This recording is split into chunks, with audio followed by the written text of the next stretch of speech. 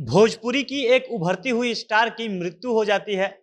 हर तरफ चर्चा होती है कि भोजपुरी से एक बहुत ही प्रतिभावान एक्ट्रेस बहुत जल्दी इस दुनिया को छोड़कर चली गई। रविवार से लगातार भोजपुरी इंडस्ट्री में बस आकांक्षा दुबे की बात हो रही है, क्योंकि आकांक्षा दुबे ने आत्महत्या कर लिया। हालांकि बहुत सारे लोग ऐसे भी हैं जो कह रहे हैं कि आकांक्षा ने आत्महत्या नहीं किया है, बल्कि उनकी हत्या हुई है। भोजपुरी इंडस्ट्री के अलग अलग कलाकार हैं, सबने अपने अनुसार अपना अपना अलग रीजन दिया है। आकांक्षा के साथ अपना अनुभव वो बता रहे हैं कि वो बेहद मजबूत लड़की थी, या वो बेहद परेशान थी, उसको मानसिक प्रताड़ित किया जा रहा था।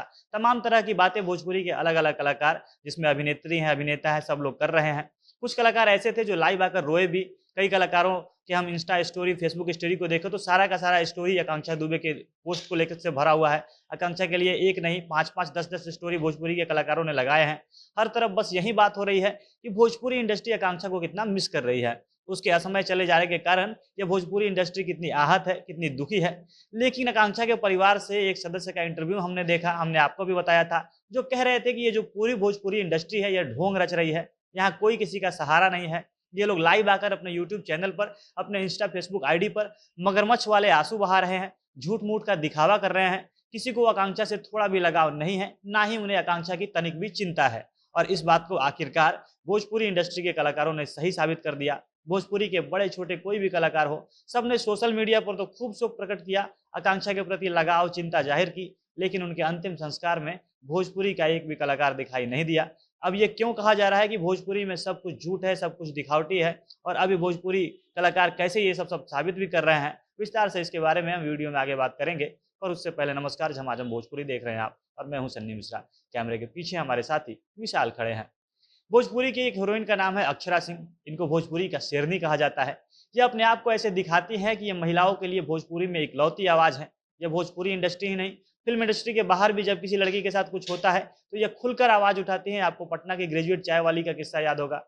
उसके लिए अक्षरा सिंह ने बिहार सरकार के खिलाफ ही पोस्ट कर दिया था। उससे मिलने के लिए वो पटना पहुँच गई थी। आकांक्षा के मामले में अक्षरा लिखती है कि क्या लिखूँ, क्या कहूँ समझ नहीं आ रहा है।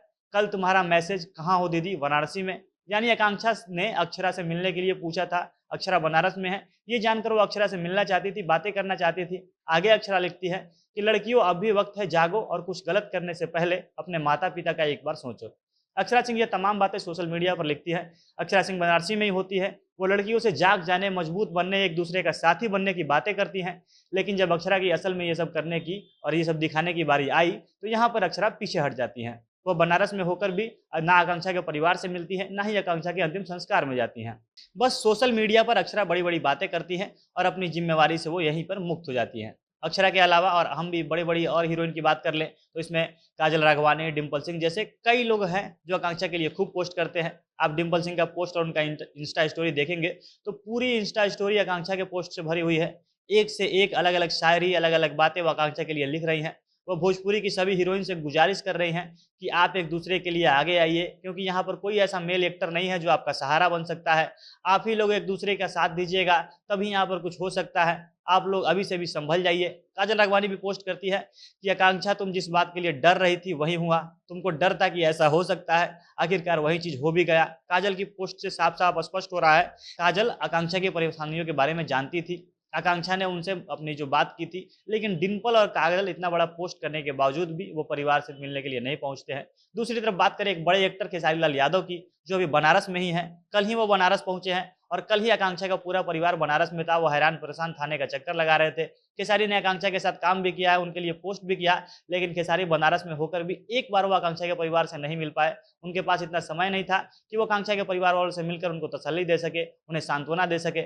इसके अलावा रितेश पांडे, अरविंद अकेला कल्लू, इन सभी लोगों का घर ही बनारस में है। और खास बात ये भी है कि आजकल अधिकतर भोजपुरी फिल्मों की शूटिंग भी यूपी में ही हो रही है। लेकिन संजय पांडे के अलावा भोजपुरी का कोई भी बड़ा कलाकार आकांक्षा के परिवार से नहीं मिला, उनके अंतिम संस्कार में नहीं गया, और यहीं पर हमारी भोजपुरी इंडस्ट्री मात खा जाती है। जो लोग कहते हैं कि भोजपुरी में दिखावा है, ये बातें सही साबित होती है, क्योंकि बॉलीवुड या साउथ अगर कोई मरता है तो उसके अंतिम संस्कार में ज़्यादा से ज़्यादा कलाकार शामिल होते हैं। लेकिन भोजपुरी में जो हुआ, उसको देखकर आकांक्षा के परिवार वालों की बातें बिल्कुल सही लगी कि ये जितने भी कलाकार हैं, सिर्फ मगरमच्छ के आंसू बहा रहे हैं। अपनी छवि अच्छी बनाने के लिए, अपना इंस्टा और फेसबुक का फॉलोअर बढ़ाने के लिए, यूट्यूब का सब्सक्राइबर बढ़ाने के लिए ये लोग पोस्ट कर रहे हैं या लाइव आकर रो रहे हैं। और यही चीज़ कल एक्टर यश मिश्रा ने भी कहा कि हम लोग स्टेज पर मिलकर कहते हैं कि हम एक दूसरे को इतना मानते हैं, एक दूसरे का इतना ख्याल रखते हैं, लेकिन पीछे में हम एक दूसरे के बिल्कुल भी कोई इज्जत और परवाह नहीं करते हैं, हम एक दूसरे से परेशान रहते हैं और यही हमारे भोजपुरी इंडस्ट्री की सच्चाई है।